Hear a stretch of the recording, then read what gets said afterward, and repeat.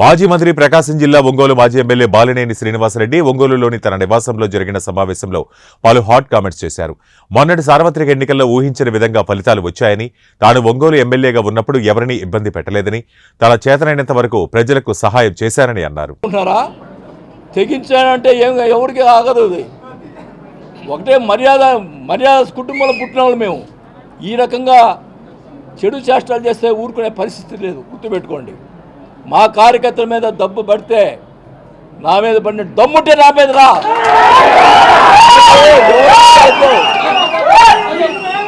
దమ్ము ఉంటే నా మీద రా.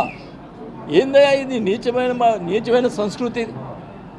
రాజశేఖర రెడ్డి విగ్రహాలు పడగొట్టం ఏంది?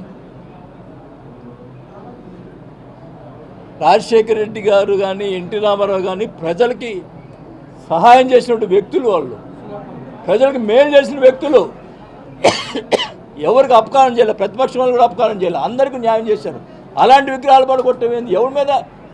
మా ఎమ్మెల్యేలు తప్పులు చేసింటే వాళ్ళ మీద కొట్టండి. చనిపోయిన రాజశేఖర విగ్రహాలు పడగొట్టేది ఏంది?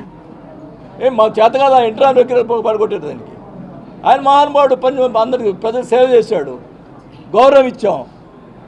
నేను ఎక్కడ పార్టీలో ఏ తప్పు జరిగినా కూడా నిలబెట్టి అడిగేవాడిని. నేను ఒంగోలులో 20,000 పట్టాలు యువపతిని పోటీ చేయనని చెప్పి గొడవ పెట్టుకున్నా. ఏదైనా కానీ తప్పు జరిగితే తప్పు అని చెప్పి మాట్లాడినటువంటి నేను.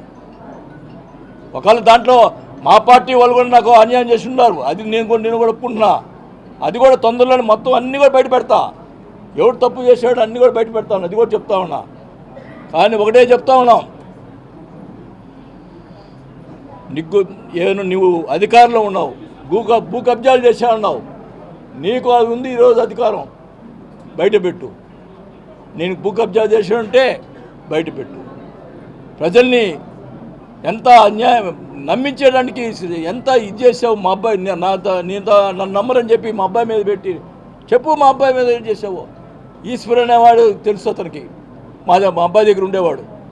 అతను అదొక ఆ ల్యాండ్ కరెక్ట్గా నాకు ఐడియా కూడా, ఆ ల్యాండ్ కూడా భూ కబ్జా చేశాడంటే మా అబ్బాయి గోడ పడగొడిచ్చాడు. అది ఆ ఈశ్వరుని అడగండి, అవతల పార్టీ ఈశ్వరుని అవతాడు ఆ పార్టీలోనే ఉన్నాడు. ఏంది ఇది?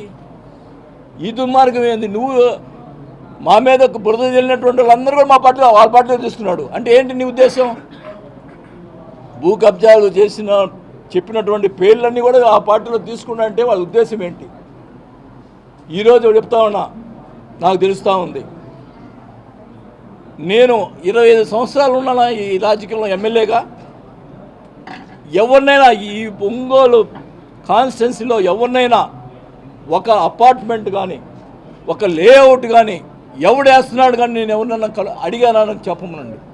నేను ఈరోజు ఊరేసుకొని చేస్తా ఒక్కడిని, మొత్తం వ్యాపారాలని. ఈరోజు అందరికి నోటీసులు ఇస్తావు, 150 మంది నోటీసులు ఇస్తావు అంటే వాళ్ళని బెదిరించి డబ్బులు తినడానికి. ఇదాని సంస్కృతి. తెలుగుదేశం వాళ్ళు కూడా వేసారు లేఅవుట్లు, వాళ్ళు ఎవ్వరు నిన్ను పిలిచి మాట్లాడలేదే, ఎవరిని చేయలేదే. ఈరోజు 150 మంది దాకా నోటీసులు ఇచ్చి వాళ్ళ దగ్గర డబ్బులు గుంజేదానికి ప్రయత్నం చేస్తున్నావు. నేను ఊరుకోను, నీ అవినీతిని ఇంకా ఊరుకోను. రోజు బయట పెడతా, నీ వ్యవహారాన్ని బయట పెడతా. అంటే నేను జనసేన పోతా అని చెప్పి రియాజ్ చేత మాట్లాడిస్తావు. ఎవరి క్యారెక్టర్ ఎట్లా ఉంటుందో ఎవడెవడు కూడా అందరూ తెలుసు. నాకు పార్టీ, ఇప్పుడు నేను మంత్రి పదవిని వదులుకున్నాను. నాకు పార్టీ, నా స్వార్థం ఎప్పుడు చూసుకోలేదు. నేను నా వాళ్ళనుకున్నా, నా వాళ్ళు ఎప్పుడు నేను చేయగలిగిన సాయం చేశాను తప్ప ఎవరి దగ్గర ₹1 నేను ఆశించలే.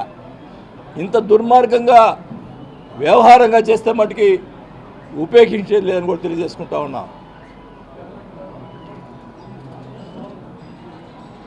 మీరు ఏం చేస్తారు?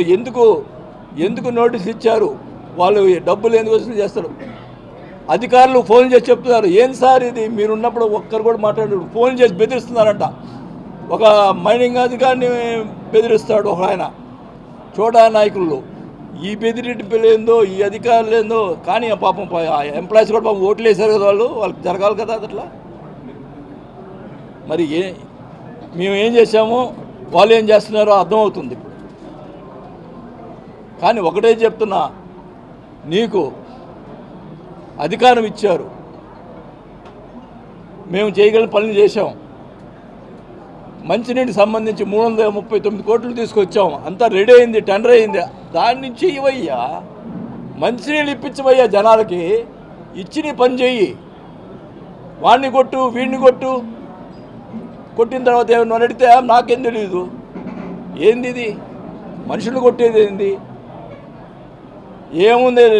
రేపు నేను కూడా డైరెక్ట్గా అటాక్ ఇస్తా. కాకపోతే కేసులు పెడతారు, లోపల వేస్తారు. ఏమవుతుంది? 2 రోజులు బయటకు వస్తా. మా వాళ్ళు కూడా రెడీగా ఉన్నారు.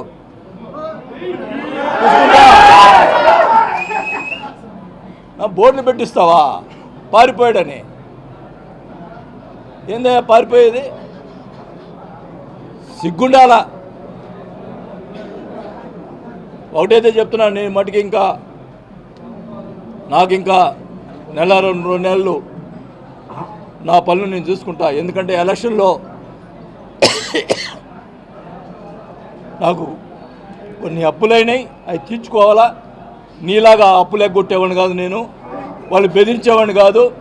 వాళ్ళకి నెల రోజులు అన్నీ ఎవరైతే నేను అప్పులు చేస్తున్నానో వాళ్ళందరికీ డబ్బులు ఇచ్చేసి ప్రశాంతంగా వచ్చి ఒంగోలులో కూర్చొని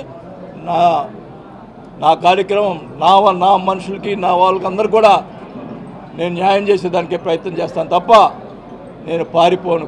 నేను ఎలక్షన్లో రాజకీయాలు వద్దనుకున్నా, కానీ ఈరోజు ఖచ్చితంగా ఉంటా. రేపు ఎలక్షన్స్